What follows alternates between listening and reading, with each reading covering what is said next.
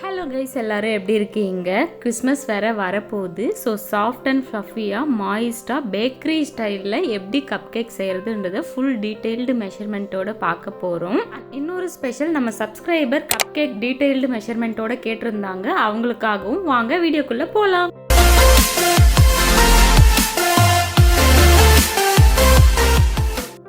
First ingredients எல்லாத்தையும் நம்ம measure பண்ணி எடுத்துக்கலாம். உங்ககிட்ட இந்த மெஷின் இருந்துச்சுன்னா இதில் மெஷர் பண்ணிக்கோங்க, இல்லைனா கப் மெஷர்மெண்ட் எடுத்துக்கோங்க. நான் எல்லா மெஷர்மெண்ட்டையும் டீட்டெயில்டாக டிஸ்கிரிப்ஷனில் கொடுக்குறேன்.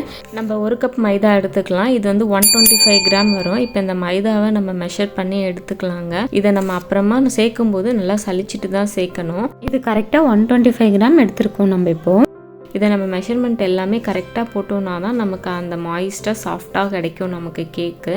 ஸோ மெஷர்மெண்ட் ரொம்ப ரொம்ப இம்பார்ட்டண்ட். இதை நம்ம கரெக்டாக மெஷர் பண்ணி எடுத்துக்கிட்டோம்னாலே நமக்கு நல்லா வரும்.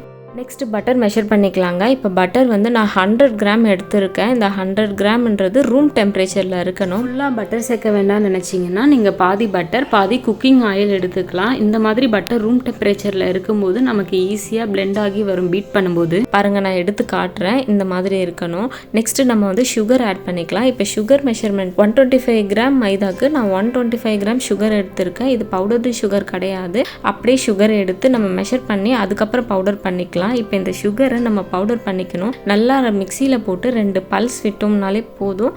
சுகர் வந்து நல்லா ஃபைன் பவுடராக ஆகிடும். இப்போ இந்த ஃபைன் பவுடர் தான் நம்ம இதில் வந்து சேர்க்கணும். ஸோ நம்ம வந்து அதை அரைச்சி எடுத்துகிட்டு வந்துடலாம். இப்போ பாருங்கள், இந்த சுகர் வந்து நல்லா ஃபைனாக பவுடர் ஆயிடுச்சு. இந்த மாதிரி பவுடரியாக இருக்கணும். இப்படி இருந்தால் தான் நல்லா சீக்கிரம் கரையும். நம்ம அப்படியே சேர்த்துட்டோன்னா அந்த பட்டரோடு நம்ம போட்டு பீட் பண்ணிகிட்டே இருக்கணும். இப்போ ஒரு பவுல் எடுத்துகிட்டு அதில் நம்ம பட்டர் சேர்த்துக்கலாம். பட்டர் வந்து கண்டிப்பாக ரூம் டெம்பரேச்சரில் தான் இருக்கணும்.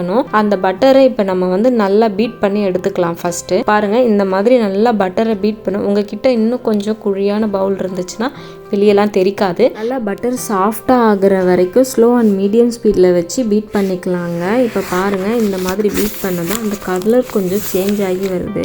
இப்போ நான் எடுத்து காட்டுறேன். இந்த மாதிரி நல்லா சாஃப்டாக வரணும். அந்த ஷைனிங் தெரியுது பார்த்தீங்களா? அந்த அளவுக்கு நல்லா பீட் பண்ணிவிட்டு இப்போ ஒரு ஸ்பேச்சுலா வச்சு சைடில் உள்ளது எல்லாத்தையும் நல்லா எடுத்து விட்டுருங்க. நெக்ஸ்ட்டு நம்ம சுகர் ஆட் பண்ணிக்க போகிறோம். சுகரை அப்படியே சேர்க்காமல் கொஞ்சம் கொஞ்சமாக சேர்த்து பிளெண்ட் பண்ணுங்கள், இல்லைனா தெரிச்சிரும். நம்ம சுகரை பேட்ச்சாக ஆட் பண்ணி அதை நல்லா பீட் பண்ணி எடுத்துக்கலாம். ஸ்லோவாக பீட் பண்ணுங்கள். ஸ்பீட் அதிகமாக வச்சிங்கன்னா சுகர் பறக்க ஆரம்பிச்சிரும். இந்த மாதிரி நல்லா பிளெண்ட் பண்ணி எடுத்துக்கோங்க. அதை இப்போ அகைன் நம்ம ஸ்பேச்சுலா வச்சு அந்த சைடில் இருக்கிறது எல்லாத்தையும் எடுத்து விட்டுட்டு இந்த ஸ்பேச்சுலாவில் இருக்கிறத ஒரு நைஃப் வச்சு இந்த மாதிரி எடுத்துருங்க.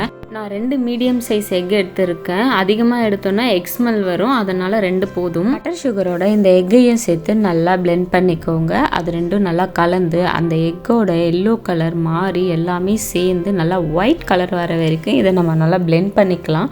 இப்போ இதை நம்ம எந்த அளவுக்கு பிளெண்ட் பண்ணுறோமோ அந்த அளவுக்கு நம்மளுக்கு அந்த சாஃப்ட் அண்ட் ஃப்ளஃபியாக கிடைக்கும். இந்த அளவுக்கு லோ டு மீடியம் ஸ்பீடில் வச்சு நல்லா பீட் பண்ணி எடுத்துக்கோங்க. அந்த கலரே சேஞ்ச் ஆகி நல்லா ஒயிட்டிஷ் கலரில் வரும். நெக்ஸ்ட்டு நம்ம வந்து வெனிலா எசன்ஸ் சேர்த்துக்கலாம். நான் 1 spoon vanilla essence and 1 spoon pineapple essence சேர்த்துருக்கேன். இது வந்து பைனாப்பிள் எசன்ஸ் ஆப்ஷனல் தான். உங்களுக்கு வேணும்னா ஆட் பண்ணிக்கோங்க, வேணான்னா இதை நீங்கள் ஸ்கிப் பண்ணிடலாம். இப்போ இந்த எசன்ஸ் எல்லாமே நல்லா ஒன்று சேர்ந்து பிளெண்ட் ஆகிற அளவுக்கு இதை பீட் பண்ணால் போதும். ரொம்ப போட்டு பீட் பண்ண வேண்டாம்.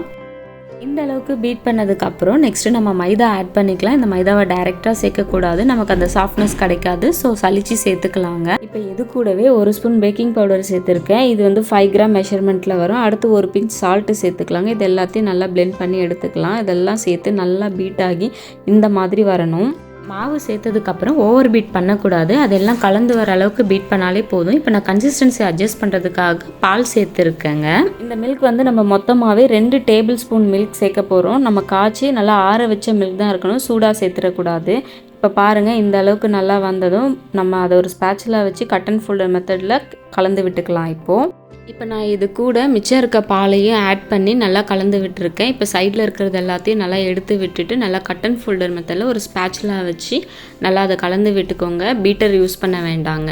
அப்போ தான் கேக் ரொம்ப மாய்ஸ்டாக வரும். நமக்கு கப் கேக் வந்து இது வந்து ஒரு 12 கப் கேக்குக்கு நமக்கு வரும். பாருங்கள், இந்த கன்சிஸ்டன்சி இருக்கணும். அவ்வளோதாங்க, நம்மளோட கப் கேக் பேட்டர் ரெடி ஆகிடுச்சு. இப்போ இதை வந்து நம்ம ஒரு ட்ரே ட்ரே எடுத்து இப்போ நம்ம இதெல்லாத்தையும் செட் பண்ணிக்கலாங்க. இப்போ இதுக்கு பேர் வந்து கப் கேக் லைனர் இல்லைனா கப் கேக் பேப்பர் அப்படின்னு சொல்லுவாங்க. இதை நம்ம இந்த ட்ரேக்குள்ளே வச்சு இப்போ நம்ம பேட்டர் எல்லாத்தையும் இதில் ஊற்றி நல்லா செட் பண்ணிக்கலாங்க. பேட்டரை வந்து நம்ம ஃபுல்லாக ஊற்றிடக்கூடாது, ஏன்னா கேக் வந்து ரைஸ் ஆகி வரும்போது அது வெளியே வந்துடும். ஸோ பேட்டர் வந்து நம்ம எப்போவுமே முக்கால் அளவுக்கு தான் நம்ம அதில் வந்து ஃபில் பண்ணணும். நான் காட்டுற மாதிரி ஃபில் பண்ணி எடுத்துக்கோங்க. இதில் முக்கால் அளவுக்கு இருந்தாலே போதும். எல்லாமே செட் பண்ணதுக்கப்புறம் இதை நம்ம லைட்டாக டேப் பண்ணி எடுத்துக்கலாம். இப்போ இதில் வந்து ஒரு டூத் பிக் வச்சு நம்ம அப்படியே வந்து இதை கலந்து விட்டுக்கலாங்க. அப்போ தான் அதுக்குள்ளே இருக்க அந்த ஏரெல்லாம் ரிலீஸ் ஆகும். நம்ம டேப் மட்டும் பண்ணால் பத்தாது. இப்படி பண்ணுறதால நமக்கு உள்ளே எந்த ஏரும் ஃபார்ம் ஆகாமல் நமக்கு பேக் ஆகி வரும்போது அந்த உள்ள கேப்லாம் இல்லாமல் நல்லா பேக் ஆகி வரும். இப்போ எல்லாமே நம்ம செட் பண்ணி ரெடி பண்ணி வச்சாச்சு. இப்போ இது கூடவே நம்ம டியூட்டி ஃப்ரூட்டியை ஆட் பண்ணிக்கலாம். வேணும்னா ஆட் பண்ணிக்கோங்க. இப்போ நான் ஒரு 3 கேக்குக்கு மட்டும் ஆட் பண்ணி காட்டுறேன். ஒரு ஸ்பூன் பவுடர் சுகர் சேர்த்துட்டு அதுக்குள்ளே இந்த டியூட்டி ஃப்ரூட்டியை நல்லா மிக்ஸ் பண்ணி அந்த கப் கேக் மேலே வச்சுட்டு மறுபடியும் ஒரு டூத் பிக் வச்சு அதை ஃபுல்லாக நல்லா மிக்ஸ் பண்ணி கொடுத்துக்கோங்க. அந்த ஏர் ரிலீஸ் ஆகாது, நமக்கு அந்த டியூட்டி ஃப்ரூட்டியும் உள்ளேயும் நல்லா கலந்து வரும். 180 டிகிரியில் 10 மினிட்ஸ் ப்ரீ ஹீட் பண்ணி வச்சுருக்கேன் ஆல்ரெடி ஓவனை. இப்போ நம்ம அந்த ஓவனில் நம்ம அந்த ட்ரேவை வச்சுட்டு இதை வந்து நம்ம 180 டிகிரியில் 20 to 25 மினிட்ஸ் பேக் பண்ணி எடுத்துக்கலாம். நம்ம 20 மினிட்ஸ் பேக் பண்ணிவிட்டு செக் பண்ணி பார்த்துட்டு அதுக்கப்புறம் ஒரு 5 மினிட்ஸ் வச்சுக்கலாம். பாருங்கள் கேக் எவ்வளோ சூப்பராக ரைஸ் ஆகி வந்திருக்கு அப்படின்னு சொல்லிட்டேன். இப்போ அவ்வளோதான், நமக்கு 20 மினிட்ஸ் முடிஞ்சிச்சு. 20 மினிட்ஸ்லேயே எனக்கு பேக் ஆகிடுச்சு. இப்போ நம்ம இதை வந்து ஓவன்லேருந்து வெளியே எடுத்துடலாம். நீங்கள் பார்த்தீங்கனாலே தெரியும் அதோட சாஃப்ட்னஸ் எப்படி இருக்குன்ட்டு. இப்போ வாங்க இந்த கேக்கை நான் உங்களுக்கு கட் பண்ணி காட்டுறேன் இது எப்படி இருக்குன்ட்டு. இது ஃபஸ்ட்டு எல்லாமே கூல் ஆகட்டும். அதை ஒரு பிளேட்டுக்கு மாற்றி அப்படியே ரெஸ்ட்டில் விட்டுருங்க. கேக்லாம் நல்லா கூல் ஆனதுக்கப்புறம் இப்போ நான் அந்த கேக்கை எடுத்து காட்டுறேன். பாருங்கள், உங்களுக்கே தெரியும். கண்டிப்பாக இது ஷாப்பில் கிடைக்கிற அதே டேஸ்ட்டில் இருக்கும், அதே சாஃப்ட்னஸோடு உங்களுக்கு இருக்கும். இப்போ நீங்கள் அது ஒரு டூத் பிக் வச்சு இன்சர்ட் பண்ணி பார்த்தீங்கன்னா உங்களுக்கு அதில் ஒட்டவே கூடாது. அப்படி இருந்துச்சுன்னா உங்களுக்கு நல்லா பேக் ஆகி வந்துடுச்சுன்னு அர்த்தம்.